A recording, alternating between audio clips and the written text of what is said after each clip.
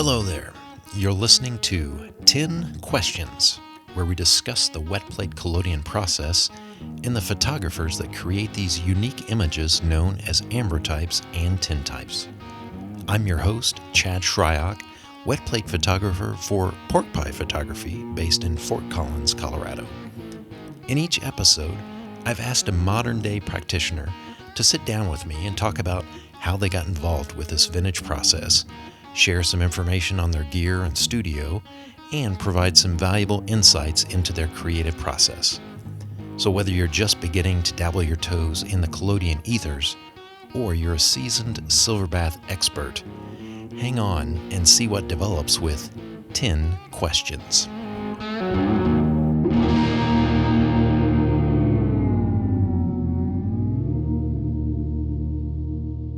In this episode, we are once again heading to the mountains, but not the ones here in Colorado. My next guest has been catching light with both videography and photography for 30 years. Today, you can find him wandering the Dolomite Mountains of northern Italy, hauling around some of the largest cameras in the world. He is known for capturing magnificent ambrotypes of both majestic mountains and his unique sitters. Based in Bolzano, Italy, I'd like to welcome Kurt Moser to 10 Questions. Thanks, Kurt, for being on the show today. Thank you very much. It's a pleasure. Yeah, buonasera, guten Abend. Buonasera, Chad. So Kurt, you grew up in the mountains not far from the Dolomites, right? Yeah, that's right. I was born here in Bolzano, which is in the middle of the Dolomites, and then I grew up really up in the mountains on 2,000 meters sea level because my parents had a small hotel there, so I was living up there, and that was a beautiful childhood, believe me. We were completely free, and it was very different from what kids see today, you can imagine. Right. Was this like a small town or village that you grew up in? How large of a place was it? Well, it was something like 20 persons living there. Oh, okay. Really small. It was really up in the mountains, believe me. So The place is called Carezza, and there is a beautiful little lake, and there are two mountains. If you ask me, these are the most beautiful mountains in the Dolomites, which is the Catinaccio and the Latemar. They are amazing. So I grew up with these mountains in front of me. That may be a reason for what I do today. yeah. What was it like being a kid, just being surrounded by the immenseness of nature? Well, for us it was kind of natural, I would say. You don't think too much if you are born there and you grew up there. It's kind of normal for you. But seeing it now at a certain distance, it changes completely. So I appreciate it more now, most probably, than at the time. So I take it you've had the chance over the last, 40 years or so to live in different areas. What was the drawback to the mountains? Yeah, that's right. I spent more than 30 years as a DOP, as a cameraman for international broadcast TV stations. And I was around on the whole planet. I mean, I had to jump from Africa to Australia to South Africa to America to wherever. And usually we spent there some months because I was doing documentary stuff. So I was based in Rome. And I came back now to Bolzano. It's 7, 8 years now, something like this. So it was kind of rediscovering these mountains. The approach is completely different because you've seen a lot of things around on the globe, and then you come back and you see that the most beautiful place is right in front of you and that you didn't realize it. And so the impact was completely different. And there I had the feeling that I had to do something. I always wanted to take pictures of these mountains, but in a kind of different way. I didn't want to do it with digital cameras and not even with a normal analog camera. I was looking for a language to express a little bit what I feel when I'm in front of these mountains. And 7 years ago, I found this kind of by mistake. and it was ambrotype, and I'm completely fascinated from this technique, and I couldn't imagine something more perfect to do what I want to do. Yeah, I think we'll probably spend most of our conversation here talking about your landscape work there in the mountains, but you've also seen some of the worst side of humanity as well. I think I read that you were kind of a war correspondent and had really been out seeing the bad side of nature, I guess. Right, you're completely right. I spent some 7 years as a war correspondent. I was working for Swiss TV together with Werner van Gent. And we have been almost everywhere where, where we should not be usually. Right. And we have seen a lot of ugly things. And I have to say, I've also learned a lot, it was, most probably it was too long. 7 years is definitively too long, but I would recommend it to everybody to do it at least for half a year or a year, because you appreciate your life in a completely different way after this, and you see what problems have a different meaning to you. If you see your neighbor that is involved in keeping his garden clean and is yelling to everybody, so you just give him a smile and that's it. The problems are really, really, really different than these ones. And I think so it was kind of a good school for living in general, not especially for photography, but also for photography, because during this time it was always our aim to document what we see in an aesthetic way, which is very difficult because you are in the middle of a war and you see atrocities and dead people and things that you don't want to see. But it was kind of interesting to find a way to show even these things, these ugly things, in a aesthetic way. And I was very surprised that this is possible, and I think we succeeded in this. We got a lot of prizes in Switzerland for our work, so most probably it worked. Yeah, sounds like it.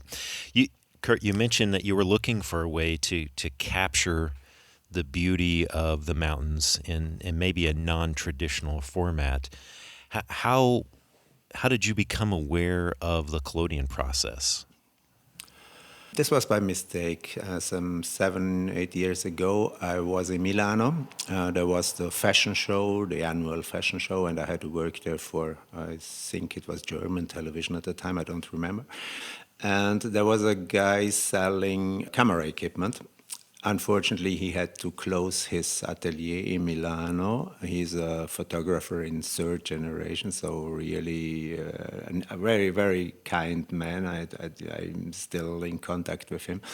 And actually, I was looking for brass lenses, and he didn't have interesting brass lenses, so I just we had a coffee and I was leaving, and by leaving, I found this amazing camera from 1907, and to tell you the truth, I didn't know what to do with this camera, but it was beautiful. I was looking at the camera and I said, wow, I've never seen such a big camera. It was almost 2 meters. Right. And this wooden thing and with this bellow, and it was just a beauty. So I bought it immediately and I took it back home. And then I had to do a lot of work on it. And all of a sudden I had a problem. Now I have this camera, but I didn't want to put it in a museum or use it as a coffee table or stuff like this. But cameras are built to make photos. So right. I was looking for a way to use this camera, and that's when I found out about ambrotype. I've never heard about ambrotype before. To tell you the truth, I was not even able to spell the word. So I ordered a lot of books on eBay, old books, and I studied whatever I found. And step by step, slowly, after some months of testing, I was able to do the first plates. Well, I have to say, since this camera makes huge photographs, it is a 24-inch camera. And I started immediately with this format because I simply had no idea, how difficult it is and how many problems collodion and white plate can create. So I started straight with 2024. Wow, that is impressive. I mean, that's going. I guess going into something and you don't know how hard something can be, it just seems normal to you working at that size. Yeah, right. You're right. That's absolutely right. Later on, we did some smaller pictures. We had a kind of adapter then later for the camera. And it was strange to do smaller things than 2024. By the way, let me say one thing. I do this project together with Barbara Holzknecht. And so you will hear me a lot speaking in we and not me, just because this project would not be possible. I couldn't do it alone, Barbara couldn't do it alone. So we are a real good working team, and we do this project completely together. Excellent, excellent. Well, Kurt, you mentioned that you'd never heard of ambrotypes before that time. I mean, I'm guessing kind of similar here to the U.S., that if you just grab someone on the street and ask them to tell you what an ambrotype was or what the process was, they'd probably say, ich verstehe nur Bahnhof. I have no idea what you're talking about, right? That's right. So I think I read that you said that it took you really 5 months to create your first image. And you talked about some of the books that you use. What were some of the resources that you did use to learn this process? Well, it was really like this. It took me 5-6 months or something like this to get a reasonable plate. Let's call it like this. And I ordered everything I could find on the internet. I was on eBay and I ordered every book that would speak about analog photography or historical process and stuff like this. So don't ask me which book exactly was the best one. I read really a lot of them in French, in German, in English, and a lot of them I had to translate them because these old books, they were written in an old German language or in an old French language. So I had to do first a kind of a translation or trying to understand what the hell they mean. And, then also the scales changed, of course, the chemistry changed. Right. So it was a lot of experiencing, yeah. Mm-hmm. So had you seen the process before you created your first plate up close? Nope. Okay. I've seen one ambrotype, and that had a huge impact of me. I was in Munich, in Germany, and I found an original ambrotype of Vittorio Sella in one of the museums in Munich. And I was standing in front of this picture. It was a huge, amazing picture from the Himalaya. And it was kind of, it had an impact on me, I was standing there in front, couldn't move anymore, and they had to kind of put me out of the museum because they were closing.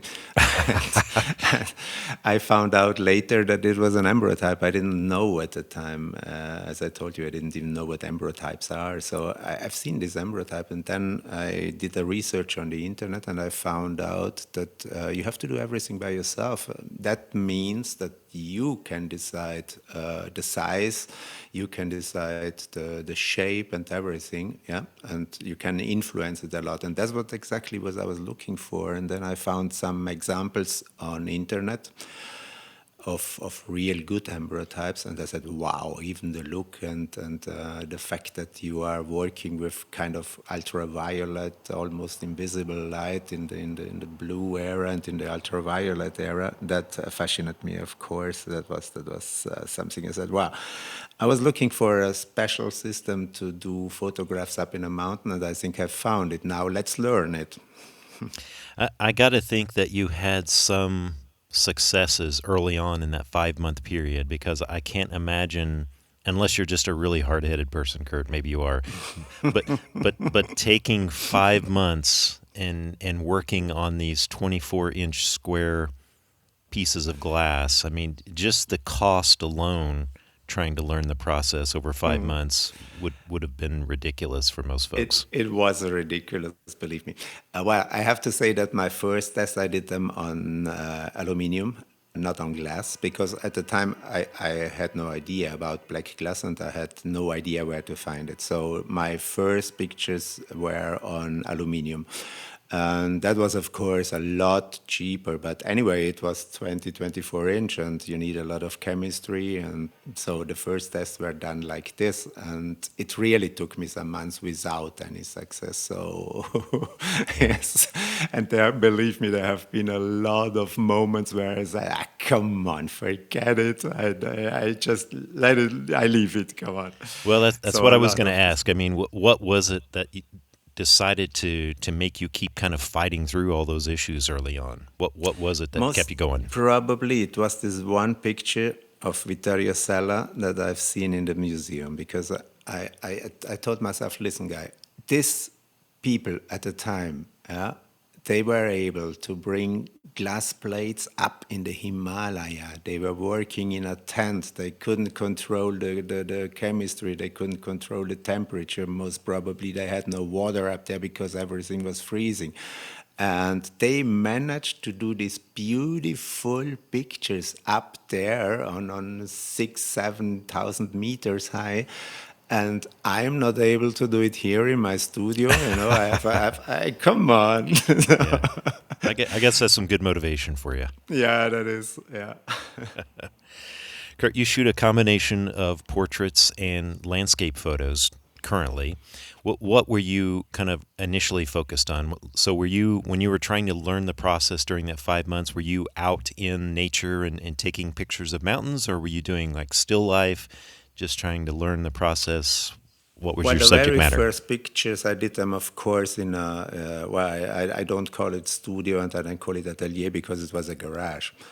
And I was working in this garage, and it was winter and it was freezing cold. So my first tests were in there, and it was about still life. And then when I finally got my first picture, I started doing some portraits of parents, family. You know, I needed persons that are would sit there for Right. hours and hours without complaining. Exactly. Yeah. So, Family and of friends, good subjects. right, exactly. Yeah. But the idea was really to go immediately up in the mountains. So as soon as I realized that the process would work, I started doing my first stuff up in the mountains in the very beginning with a tent, because I had no dark room. So I was using a tent, a huge military tent, as a dark room, and that was a lot of work, bringing it up there, settle it up, and bring all the chemical stuff up there. And, then as a second step, I bought a Mercedes Sprinter, a van, and we transformed it together with Barbara. That was the moment Barbara came in the project. We transformed it in a mobile dark room, and that's changed everything, because then can really work. You know, it's hermetically dark in there, and you can control the temperature, and you don't have you just have to go up the mountain. It's a 4x4, and well, we had to organize, of course, all the special permits to go there. But the working changed completely. And then we had some first real nice results. In the beginning, we took our baby, that's the camera I found in Milano, this 20 by 24-inch camera. Okay. And we carried it up the mountains, and we were working with this camera up there. And it was very limiting. So, for the format, it is vertical and not horizontal. And yeah, it is, in the end, it's a historical camera, and we didn't want to ruin it because it's wood and bellows, and there up there you have sun and snow and rain and cold and hot and whatever. And so we decided we would build a special camera to use up in the mountains, and that's what we did. It took us 1 year. We did it together with some students from a local engineering school here in Bolzano, and we had a lot of fun making this camera. And believe it or not, it immediately worked. So it was the first time they made a camera, the first time I made a camera, and our first camera was working great. It was unbelievable. And that thing is 35 by 35 inch. It's almost 3 meters long, and it's more than 100 kilos of weight. So Okay. that's a kind of a monster. That is a massive camera. Right. Let, uh, let's talk a little bit about some of the images that you've created. So between your portraits of friends and family and other folks that you've met and your landscape photos, do you really have a favorite shot that you've taken over the years? Well, there are some of the first portraits I did. I really loved them, and I still have them. I still own them. We didn't sell them, and I didn't give them away because I don't know. I'm kind of yeah. I love them, and they are still here in my studio. There is not one specific that I prefer. I don't know. It's a little bit all of them. And then of course the first picture that we did as a landscape, that was amazing. I mean, the impact it had on me was amazing, and Barbara was completely astonished that it would work. And so most probably that's my favorite. Yeah, let's call it like this. Very good.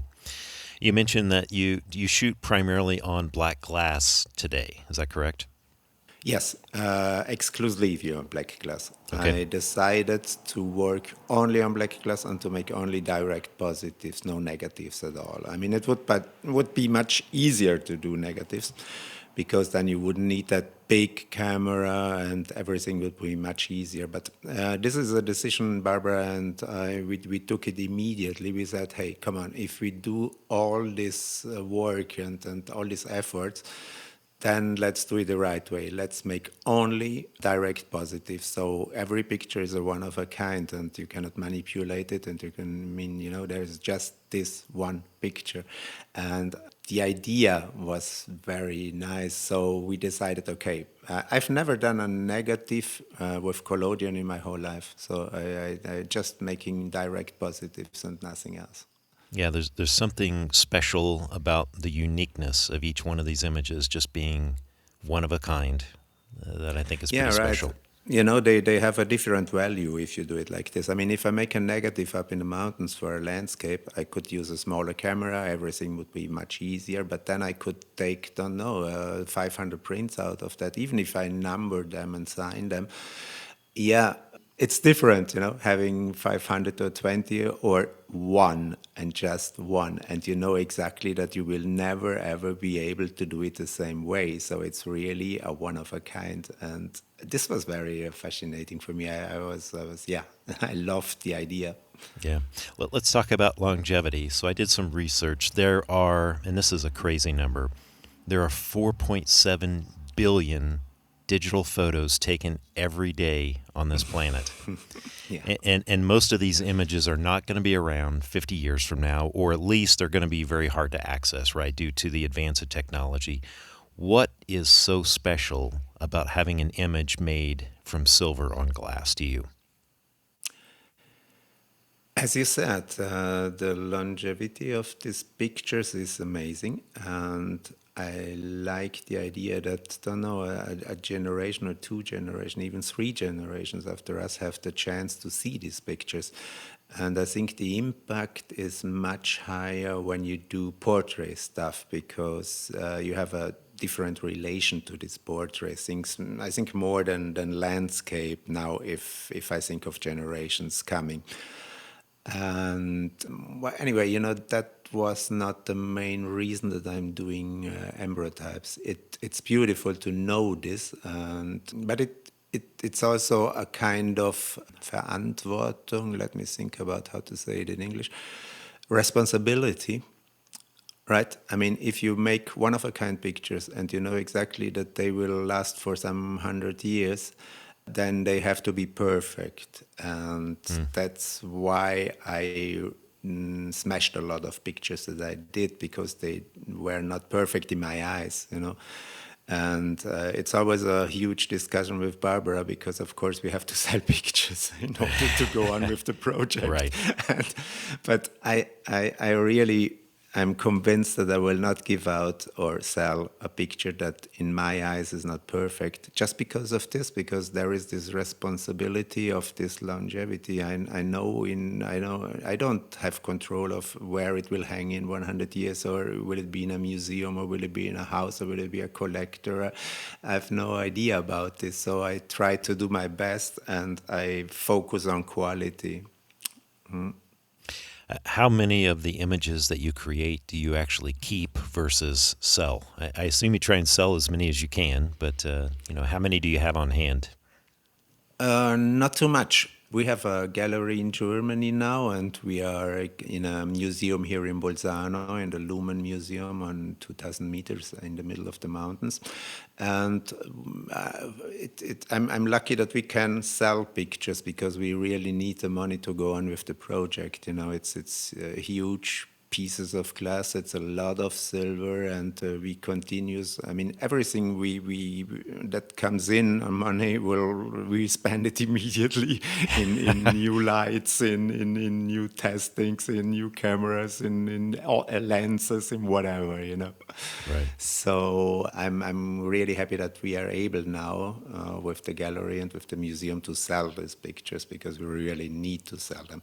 So at the moment I have here something like most probably 10, 20 pictures in my atelier. That's it. All the rest has been sold.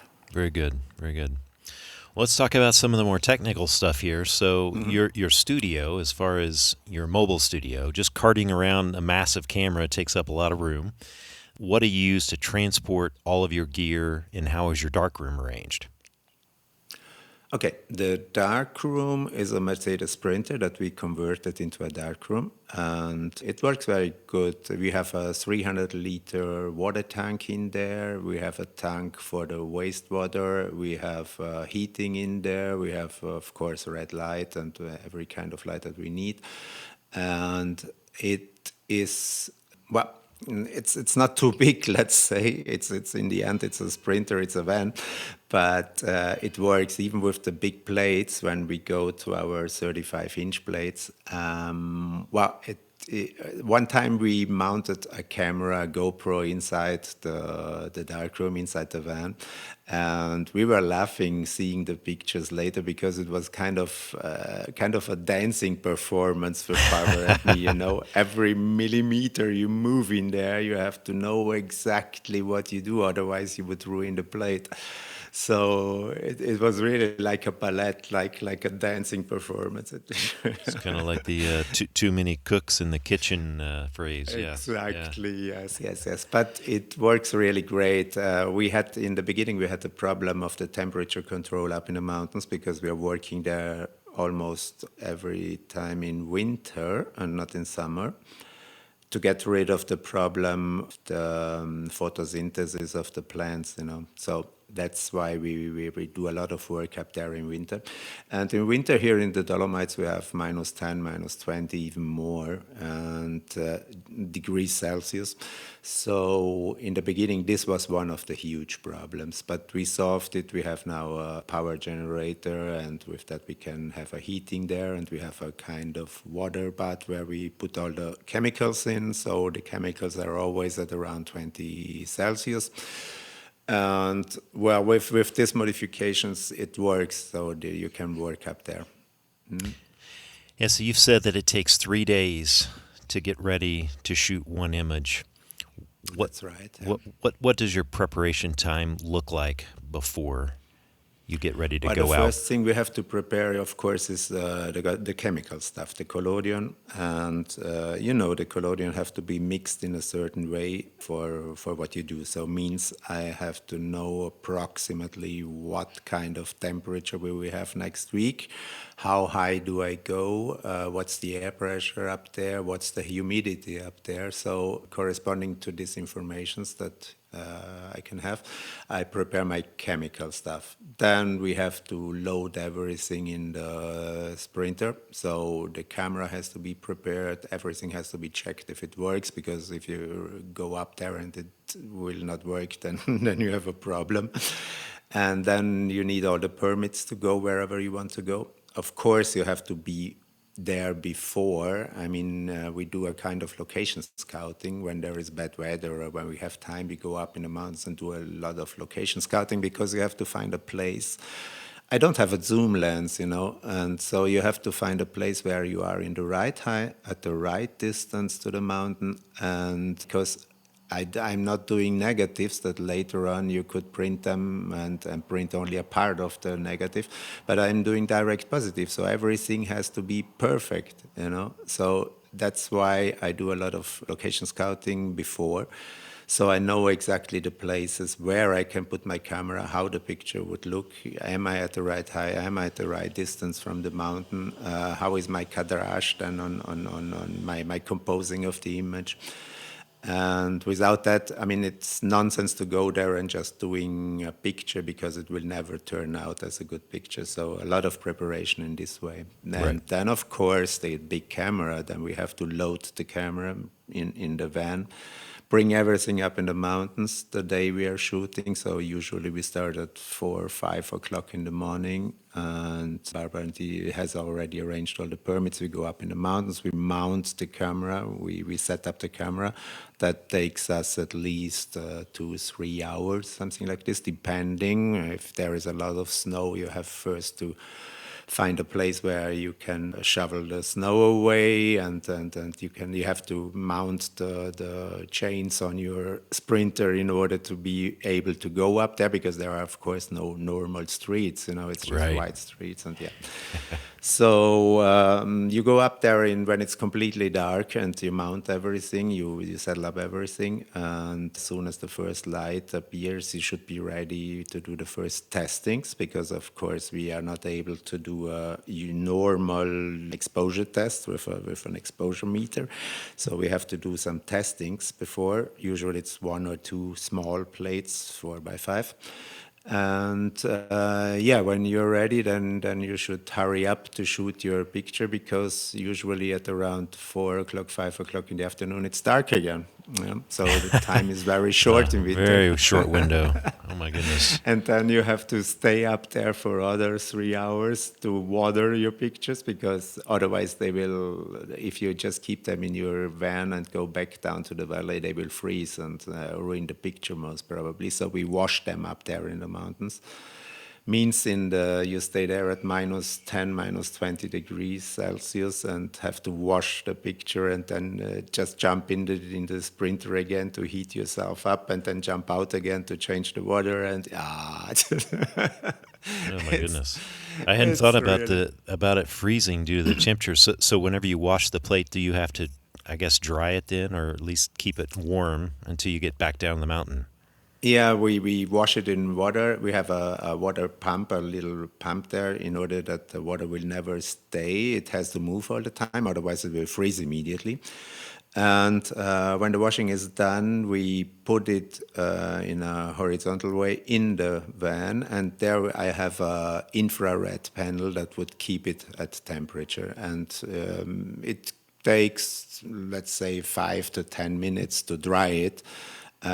With this infrared panel, and as soon as it's dry, we go back home, and usually it's 10 or 11 at night, and you're completely exhausted at that time.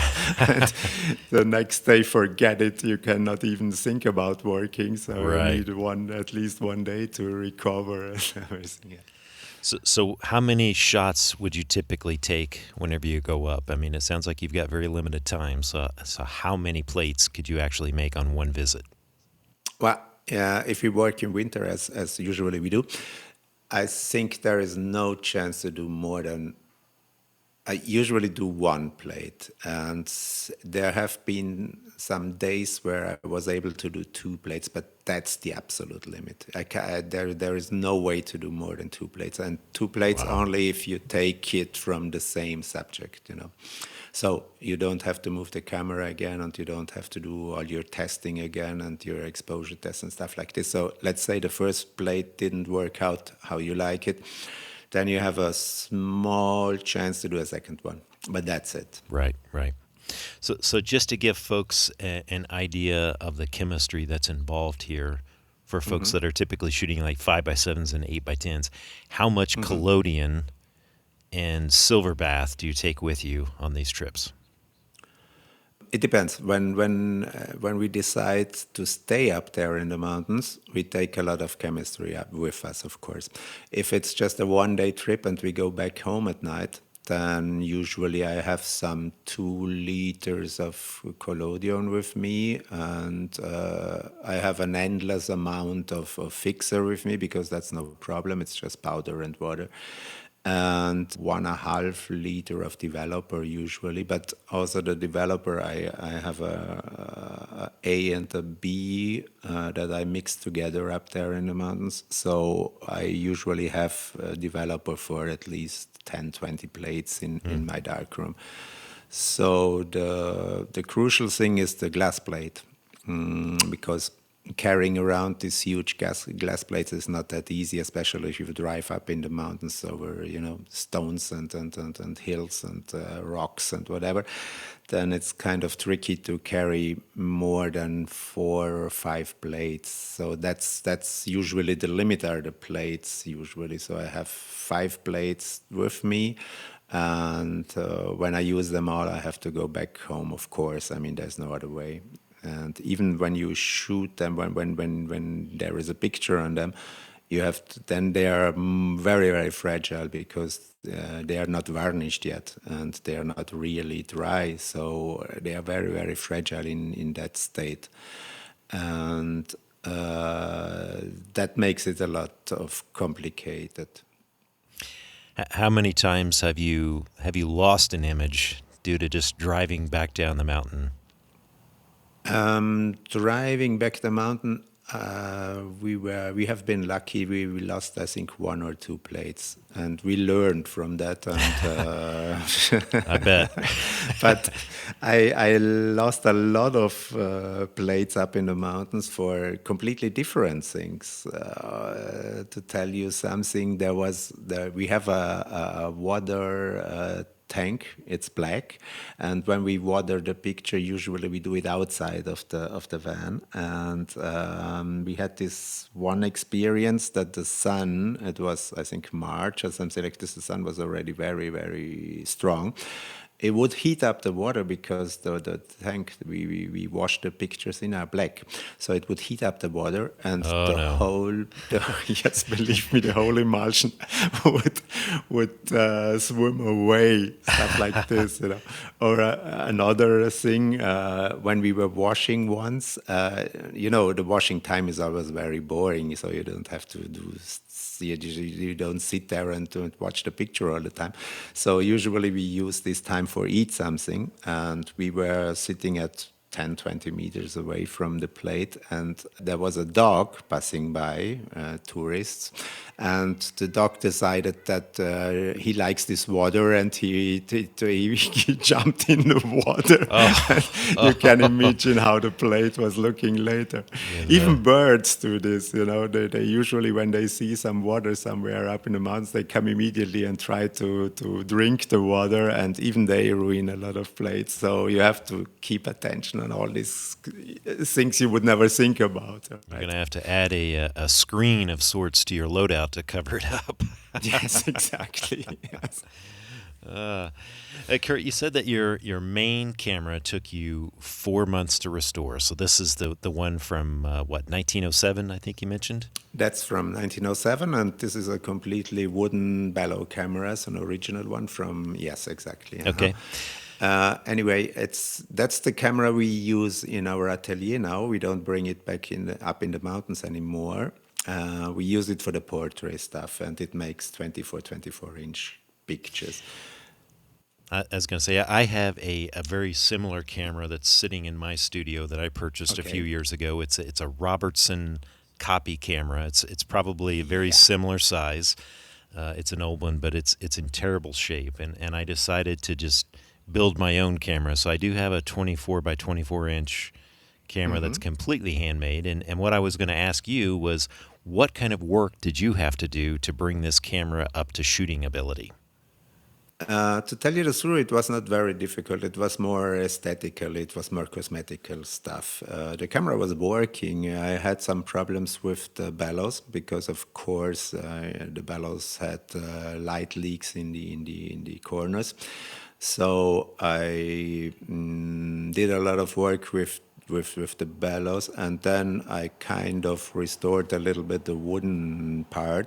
Yeah, the main work on the camera was not for practical things to make it workable, but it was more a cosmetical thing. I wanted to have a nice camera, so I did all this work on wooden parts, and of course on the brass parts to make them shine. And the main work for using the camera was the bellow.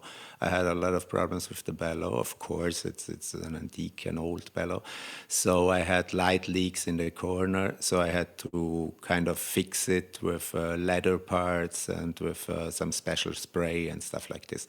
In the end, I was able to keep the original old bellow, and that was something that I really wanted because it's beautiful. And I mean, I could have done a new one, and most probably it would have been much easier. But it was important for me to keep it as original as possible, and it's still in these conditions. It's beautiful, and every time I see this camera, my heart beats.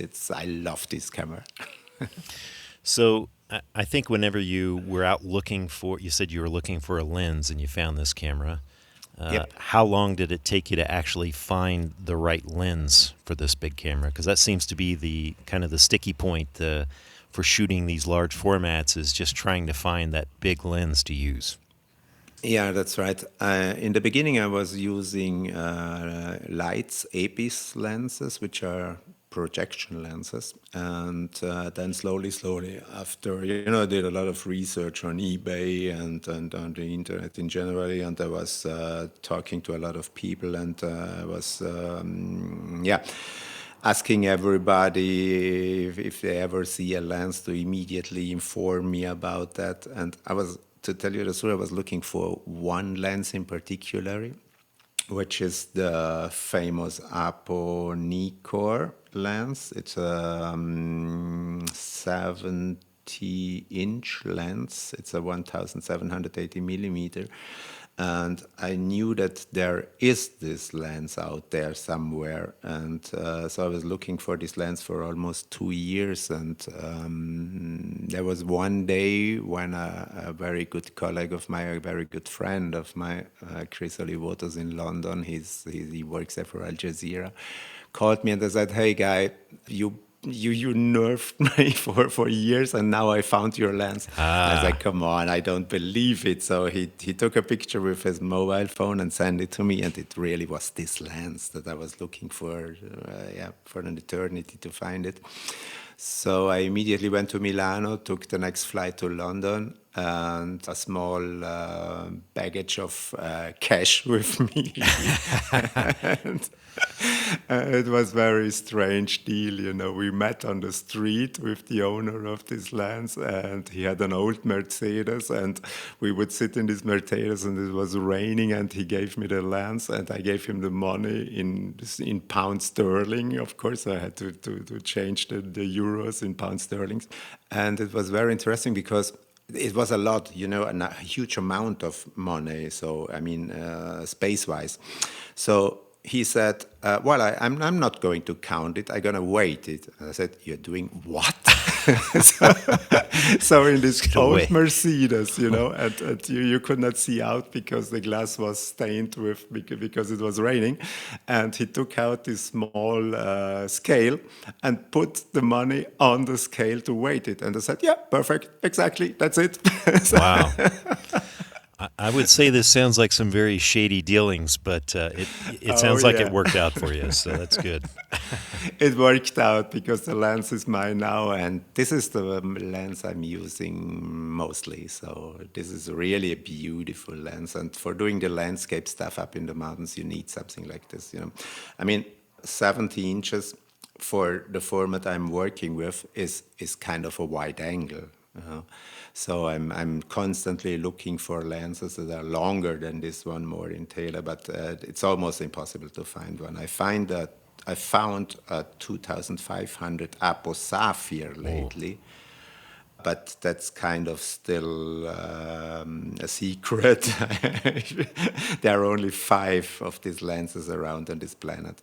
And to tell you the truth, I had not the time to test it, not to use it for now. And now I will do some nice article and write about this lens and show some picture of this lens, because you cannot find a picture of a 2500 millimeter Apo Sapphire on the internet. Oh, that's incredible. Nobody knows about this lens. It's a French lens, Boyers, and they made it at a time for the atomic tests in Polynesia. So a really very, very special lens. It's huge, it's heavy, it's complicated to use it. The depth of field is absolutely swallow. It's just in under a millimeter most probably. Oh my goodness, wow. But it's kind of a long lens for my format, so yeah. So Kurt, how many different cameras have you built or do you use on a regular basis? Well, there is the baby, which is the 20 by 24, then there is the lady, and that's the one we made, the 35 for 35. And now lately we made a corridor camera. In my atelier here I have a corridor, and we transformed the whole corridor into a camera. Means there is a door, I made a hole in the door, and we mount the lens in this hole. And the whole corridor behind the door is black, of course, with black, we painted it black. And this way I can do macro photography on this scale. And we did already one beautiful thing for a museum in Germany. It was a 2,600-year-old Etruscan jewelry piece, and it was just 3.5 centimeters big, so very, very, very small. And in the museum they had a problem, this is their highlight in the museum, and they had a problem that nobody really had a chance to see it because it's too small, so people was just passing by and said, yeah, nice. So they asked us whether we would be able to make a huge ambrotype out of it. And we did. We made this camera, Barbara and me together, and we tested it. And we had a bellow extension of 7.5 meters to do this macro Oh my shooting. goodness. Wow. So, and the beautiful thing is you are in the camera. Right. Because my dark room is in this corridor. Yeah. So I don't need a magazine. I just need a plate holder, and that's it. So you walk around in the camera, and you can do, let's say, like, of course, of analog enlarging work when you work with your hands and you just partially have the light on the plate and stuff like this. So because you are in the camera, so it means you can do all these kind of things in there. It's unbelievable. It's a beautiful experience. So that's the third one. Now I have 3 cameras in total, and that's enough. I take it they didn't just mail that jewel to you to take a picture of it. They probably had a contingent of folks that arrived with it and kept pretty close track of it. Of course, we had to make all the insurance stuff, and then the director of the museum, a beautiful lady, came with this piece of jewelry, and she remained here for the whole time during we were producing the pictures. Of course, yeah. That thing was, of course, very, very precious, very expensive. I don't even want to know how much this would cost. Well, you didn't make mention of another camera that I think I've seen you use. It's a big, like a Russian troop transport vehicle. Well, that's still a project. Barbara and I decided some 7 years ago that we need something to work up in the mountains. It was the first idea was to use that Russian military truck as a darkroom. But then we said, okay, this costs a lot of money and it's really a lot of work. So let's do something more with it. And we changed our plans and we decided to use it, yes, as a darkroom, but also as a camera. So it has a huge housing. It's almost 6.5 meters, if I'm right. And the idea was exactly the same of what we did now with the corridor. Right. We just transformed the housing into a camera, that's it, But then you have to kind of make the housing in a way that you can take it off from your track, because you have to position it in the right way. You have to level it, and you cannot do that on the military track. Absolutely impossible. So we did a crowdfunding for this, and the crowdfunding worked out. And in the end, we spent what we got from the crowdfunding for the Mercedes van, because the transformation of the Russian Ural truck into a camera was so absolutely expensive that for now it's still a project. It is a project, it's still there, and hopefully sooner or later we are able to do this work, yes. Yeah, I'm really looking forward to seeing that thing in action. I think that's pretty amazing. The idea was to transform a Russian military truck into a tool for artists. So it has also a beautiful idea behind it. You use something that was constructed for military use and you use it to produce art. It's completely a different approach. So I like the idea very much, and that's why we didn't quit this project. It's still there, and it waits only for the financing to be able to do this. And we are working on it. I mean, now also with everything that's going on in Russia right now, of course, it kind of is in our heads again, of course, yeah. Right. So, Kurt, if you had the chance to go anywhere in the world and capture these large images, what's on your list? Where would you like to go? Oh man, a lot of places, a lot of beautiful places. I've seen a lot of beautiful places, and let's see if I think the very, very first on my list would most probably be Hindu Kush, the Himalaya. Amazing. But that is really something complicated. Therefore, I would need a Russian military truck. Yeah. Exactly. All right. Well, you got some time. On a ship. Exactly. 1 year time or 2 years and a Russian military truck, and let's go. But I think this is just a dream for now. You never know. Any other ideas for specific plates or even a series of images that you would like to shoot at some point? Oh yeah, we are working on different projects right now. One of the projects, I do it together with our gallerist in Germany, which is a very, very, very interesting project, which I won't tell you now because it's still in the preparing. Yeah, so that's one. Another one is in Sicily, on the islands. We want to do something like we did with the old farmers up in the mountains, this time with the fishermen on the islands. One more very interesting project is in Albania. Albania, I've been there a lot during the war, and I've been there don't know how many times for work, and Albania is something, there is this thing with the sworn virgins, and there is this thing with the blood revenge. And I would like to do portraits of people living in these issues.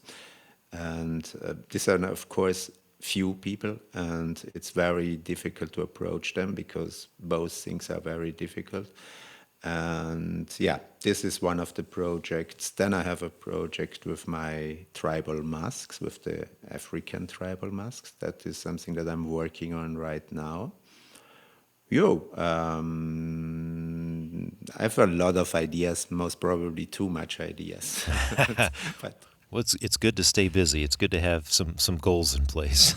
Exactly, yes. It's never boring, yeah. Kurt, who are some of the photographers that you look up to, maybe some folks that have inspired you along your journey, or even some of those folks that maybe you had to reach out to early on to learn the process?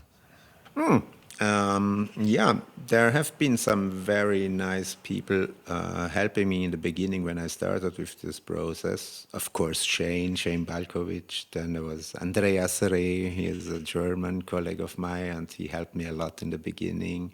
Dennis Diliotto is an Italian guy working with ambrotype, very beautiful ones.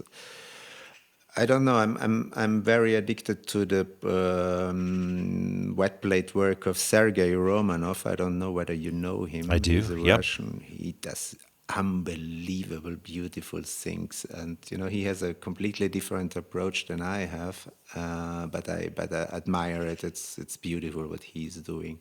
And then, of course, all the old photographers working, like Vittorio Sella, he's my absolute hero. Or, there is Martin Chambly. There is, of course, Ansel Adams. Edward Curtis. Yeah, I Yep. love his work, man. Oh, that's amazing. That's very inspiring, also for what I do when I work with my mountain farmers. Of course, they are not First Nation Indians, but the approach is very similar, and also the technique he was using, and also his the effort he is putting in his pictures. I like the whole story of his life. It's amazing. You can hear the bells I most can hear the probably now. bells ringing. Yes. It's the top of the hour. Sorry for No, that's that. all right. That's This will take some 1-2 minutes now, most probably. yeah, no worries. We'll hang on here. Our atelier is it's 20 meters away from the church, so I can do nothing about it. That's fine. I don't have my windows open; they are closed. So there should be one more now. Yeah, Yeah, there exactly. we go. I'm you mentioning Edward Curtis. I am planning to do a camping trip with some friends of ours at some point, probably in September this year. Wow. And Really? we're gonna try and go to Canyon de Chelly, where Edward Curtis took Yeah, one of those yeah, really yeah. fabulous photos. Oh man, I will come with you. Oh yeah, no, But I mean I really love his pictures. It's they are kind of, I don't know even how to say it. They warm your heart. It's unbelievable what he did. And if you think about how he did it, all the problems he had and all the time he spent out there, and it's really, really amazing. yeah, yeah, it's kind of crazy that the first time that I heard about Curtis, I had went into a bookstore here in town, and I was just Okay. looking for books about photography in general, and the woman working in there said, well, I don't have anything about photography, but I do have this book that's about this guy named Edward Curtis, and I've heard kind of good things. So I got to Okay. read that Short Nights of the Shadow Catcher, and just an Yeah. amazing story Yeah. of his life. So Exactly. Yes. Do you know Vittorio Sella? I don't know. You don't. You have to see his work too. He did a lot of work in the Himalaya, in the Hindu Kush, in South Africa, South America. He was always around in the mountains, and he worked together with the Duke of Milano. So that was the one sponsoring the whole thing, and that was the one organizing these expeditions. So he was with him on these expeditions as a photographer. And of course, a lot of possibilities to do amazing things, but also it must have been very, very difficult to work under that conditions. So Yeah, that's really one of my heroes, Vittorio Sella.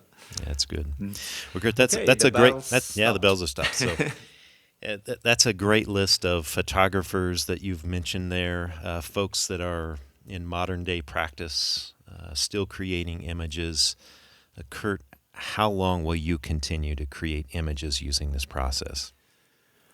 As long as I can, Chad. I have no idea how long I can do this because it is really something challenging. It is a lot of hard work. It's a lot of engagement. So I don't know how long I will be able to do this, but believe me, I will do it to the very end. Fantastic.